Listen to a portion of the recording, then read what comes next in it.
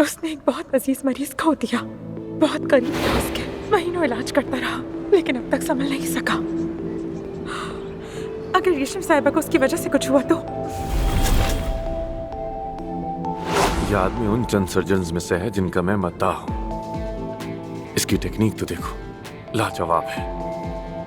नाक की हड्डी को छुए बगैर कर रहा है और इस टेक्निक का नाम है डॉक्टर मिलर की टेक्निक है ये। वो वाकई बहुत काबिल डॉक्टर है।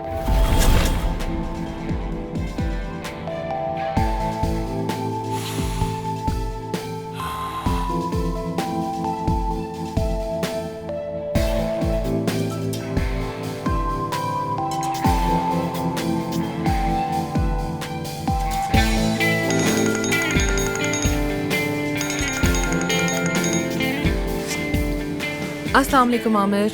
आपने मुझे क्यों नहीं बताया कि अफसून सर्जन है? खैरियत है? तुम्हें अचानक ये ख्याल क्यों आ गया आमिर? बस भी करें, मेरे साथ तो मत ही करें। अफसून नहीं चाहती थी कि किसी को पता चले कि वो सर्जन है। क्यों? पता नहीं, मुझे नहीं मालूम कि क्यों। शायद कोई उसकी अपनी पर्सनल प्रॉब्लम होगी जिसकी वजह से वो शायद ना बताना चाहती हो। ठीक है, गुड नाइट।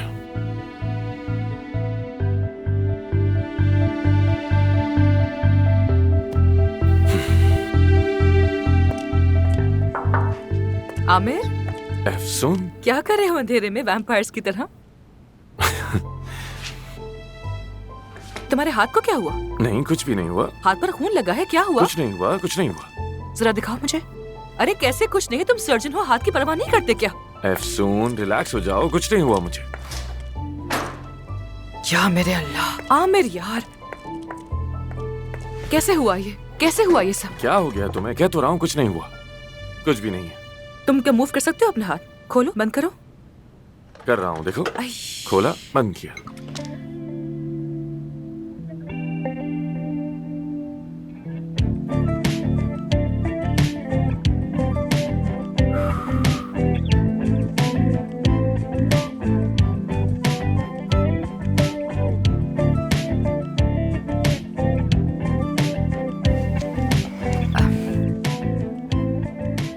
आमिर, कैसे मुजरिमों की तरह हमने हॉस्पिटल में आज ये काम कर दिया। आधी रात को ऑपरेशन कर लिया, कल पकड़े जाएंगे तो क्या होगा बताओ ना। क्या कहते हो? जब मुसीबत आएगी तो तभी सोचेंगे, छोड़ो इन बातों को।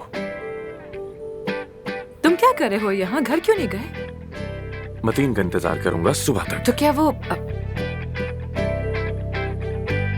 नाइट डॉक्टर हो जानबूझ के क्या, ताकि तुम यहाँ पे रुक सको ना? और नर्स भी जानान है, राइट? लेकिन हमारा रास-फाश नहीं होना चाहिए। ठीक है, हमारा रास-फाश नहीं होगा। मैं भी तुम्हारे साथ रुकूंगी, घर नहीं जाऊंगी। वैसे भी अगर घर गई तो मुझे नींद कहाँ आएगी? तुम्हें भूख लगी है? कुछ लाऊं क्या तुम्हारे लिए?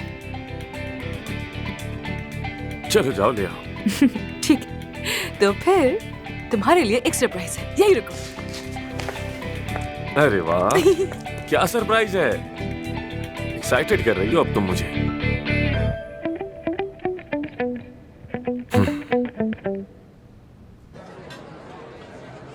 Thank you so much. अस्सलाम वालेकुम। वालेकुम अस्सलाम। आपके लिए ये वाली टेबल रिजर्व करवाई थी मैंने। ज़बरदस्त। जो फूल और मोमबत्तियाँ मैं साथ लाए हैं वो भी ले आइए दोस्त। जी ज़रूर ले आएंगे। कोई बहुत स्पेशल है क्या?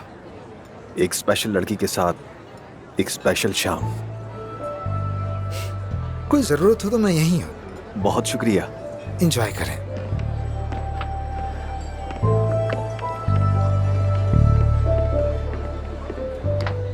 यानी तुमने मुझ जैसे आदमी को भी इस वक्त रोल खिला दिया।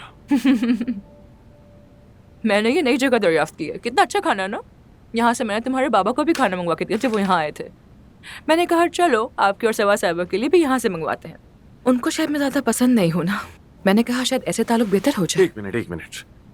मेरी अम्मी तुम्हें पसंद नहीं करती, लेकिन मेरे बाबा, क्या बात हुई उनसे? नहीं, कुछ खास नहीं, बस यहाँ वहाँ की बातें।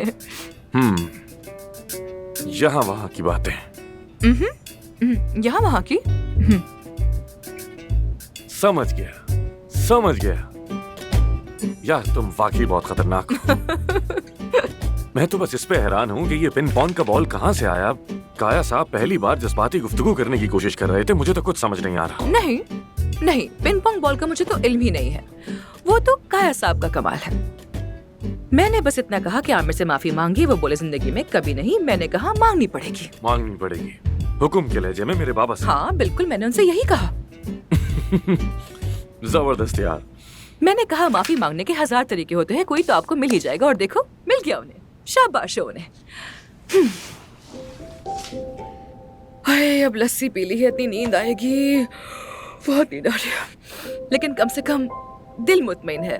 नीचे वाले फ्लोर पर एक शख्स को उसके महबूब से मिलवा दिया हमने। हाँ बिल्कुल, उस औरत का मतीन को जले चेहरे के बावजूद भी इस तरह मोहब्बत करना, कितनी सच्ची मोहब्बत है ना। बहुत बहुत खूबसूरत।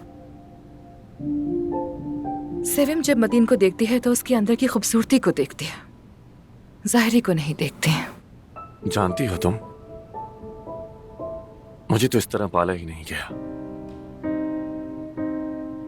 मुझे हमेशा ये सिखाया गया कि अगर मैं सबसे खूबसूरत और बेहतरीन इंसान बनूंगा तभी मोहब्बत पाऊंगा।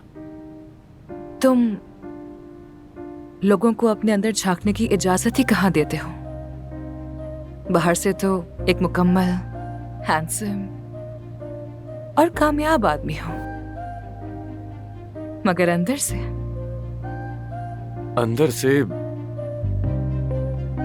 एक ऐसा आदमी है जो दुख दे सकता है, जिसके अंदर जज्बात हैं ही नहीं।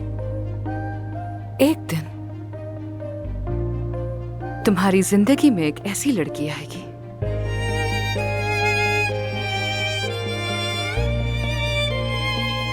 जिससे तुम इतनी मोहब्बत करोगे कि तुम खुद भी नहीं समझ पाओगे तुम्हारे साथ हो क्या रहा है।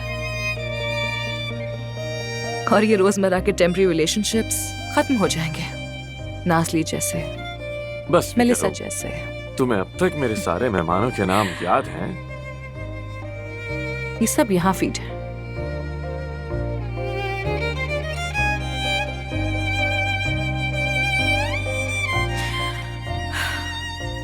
ठीक है, अब तुम बताओ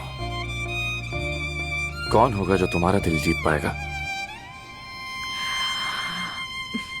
यानी मेरा दिल कोई इतनी आसानी से जीत नहीं सकता, और अगर जीत भी लिया तो मुझे इस हाल में ज्यादा बर्दाश्त नहीं कर पाएगा। सच है ये। फर्ज करो कोई ऐसा अगर है भी, तुम्हारे ख्याल में वो कैसा होगा? चलो बताओ ना मुझे, मेरा सफेद घोड़े वाला प्रिंस कैसा होगा? तुम्हारा प्रिंस सबसे पहले तो मजबूत इरादों वाला होना चाहिए, क्योंकि तुम नकाबले बर्दाश्त और नकाबले फहम हो, और तुम्हारे नखरे उठाना किसी आम आदमी के तो बस की बात नहीं।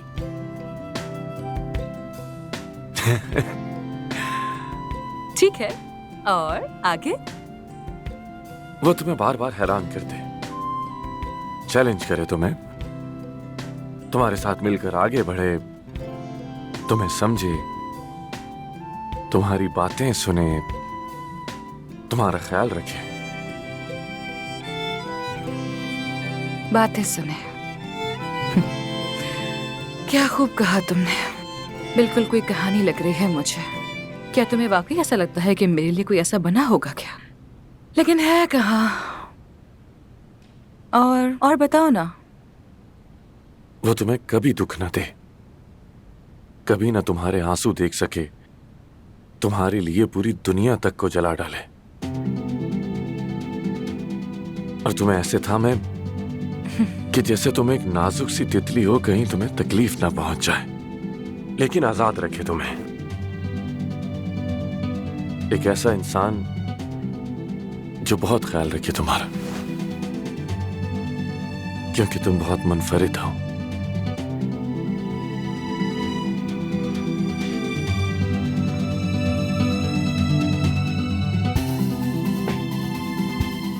और तुम जैसा इस दुनिया में कोई नहीं है।